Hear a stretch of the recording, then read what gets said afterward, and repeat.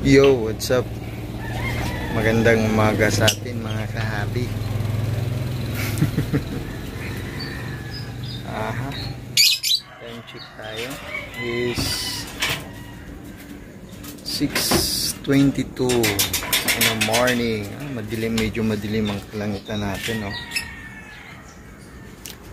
Ayan. For today's video nga pala mga kahabi ay tayo ay mag-harvest. Harvest tayo ng ating mga painakay. Actually, 4 lang naman sila mga kahabi. Yung mga anak ni Tupac. Si Tupac ang palaging kasi yung iba hindi pa hindi pa pisa. At lalo na dito sa ating cocktail, Chineco. May good news tayo dyan. At sana ay mapisa lahat yung 3 fertile, no? So yun mga kabi, stay tuned at babaliktarin ko lang yung ating camera para makita ninyo ang ating i-harvest na nga mga kabi, no?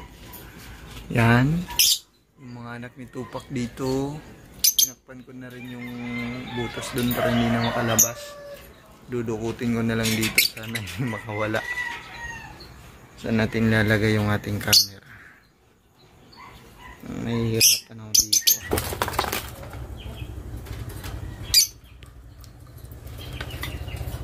Ayan. Yung first natin nakuha.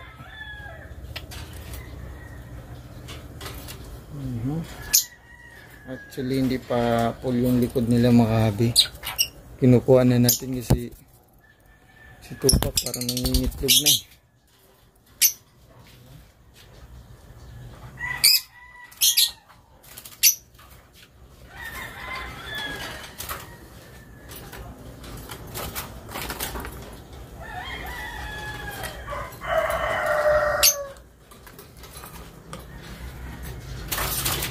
Meron tayong malawa, yellow balls. Meron tayong yellow balls mga habi, isa. Balls yellow, wala tong buntot, oh. Pero malakas na to kumain mga habi. Malakas na tumukha.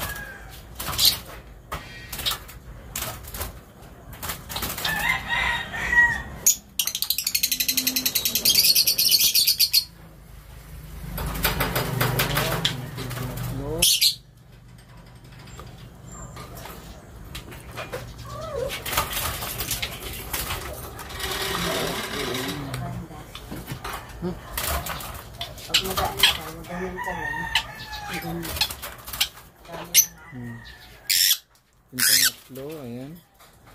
Ang green siya mga habi, pure green. Pure green.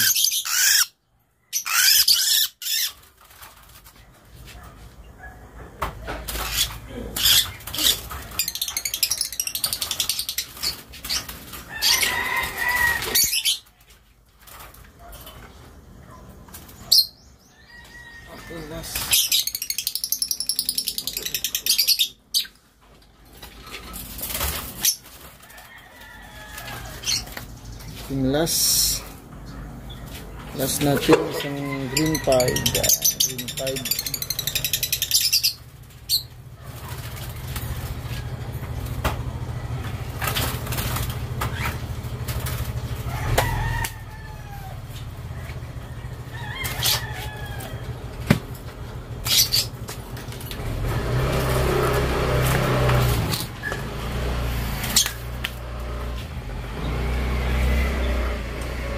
So ayan mga kabi, para makapag-itlog na sila Tupac dyan. Ayan, ito na yung harvest natin. Ayan, 4 na piraso. Ayan, dati mga kabi, in-harvest ko sila full na yung nila, yung balahibo nila yung mga kahabi. Ngayon matagal na sila maka-pull kasi gawa nung ang bilis nila Tupac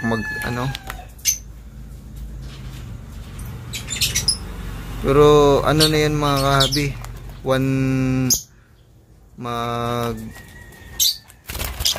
mag 40 days na. 40 days na yan sila mga kahabi. Hindi lang recover kagad yung kanilang balahibo gawa nung hindi ko alam kung tinutukan na ni Tupac eh. Sila mga kahabi. Isang yellow balls, isang full green, mga normal lang yan mga kahabi. Ay split, ano pala, post split ino kasi yung cock na kanilang parents ay sure split ino. Ayan, isang dalawang pied. Ayan, green pied, dalawa.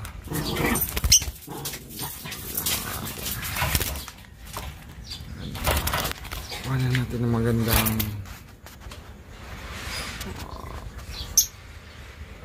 magandang kuha na pang thumbnail natin.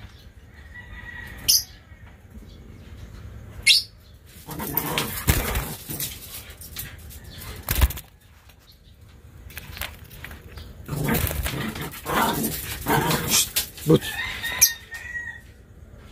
Hindi na makabi. So, mga kabi, lagay na natin dito sa kanilang sa nursery cage. So, isahin natin sa nursery cage nila. Open na natin ito yung nursery cage nila mga kabi. Ayan. Katabi lang sa ano ni Tupac. Susubo-subuan pa rin Tupac ang pagkailangan nila. Tignan natin sa isa. Ayan. Hindi sila mailap. Medyo lang. Unahin natin si yellow balls. Ayan, si yellow balls yan. Dito na kayo magpa-pull ng inyong lipit pa. Balahibo. Kasi mahirapan na si Tupac mag-ano sa nila eh.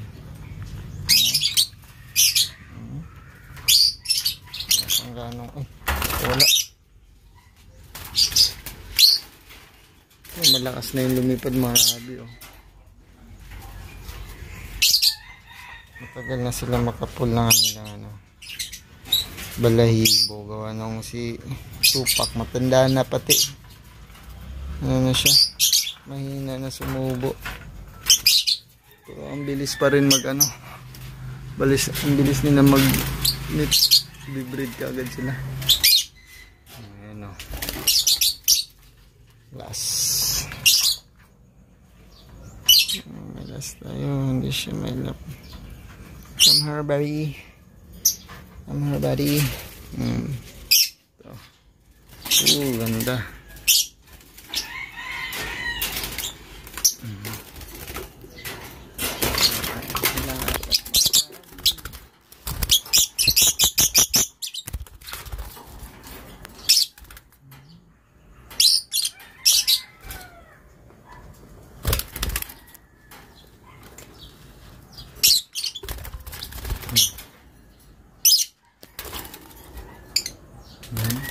Lagyan na lang natin ng patukaan nila dyan. Ito ang patukaan nila. Natin.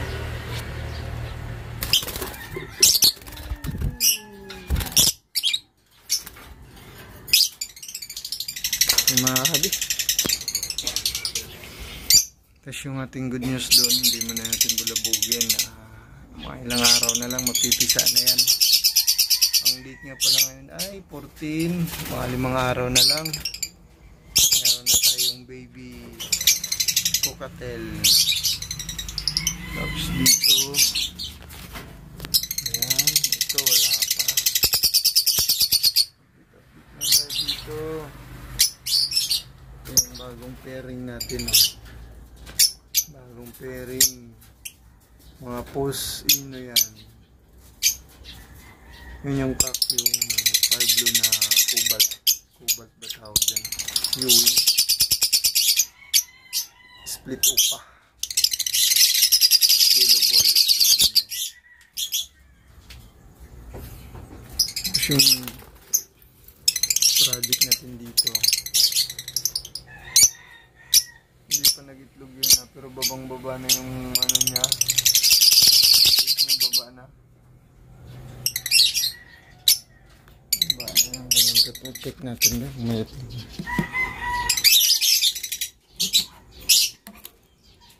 Wala pa rin. Tingnan yung mga itlog. Basal kasi. Pero yung ano dito.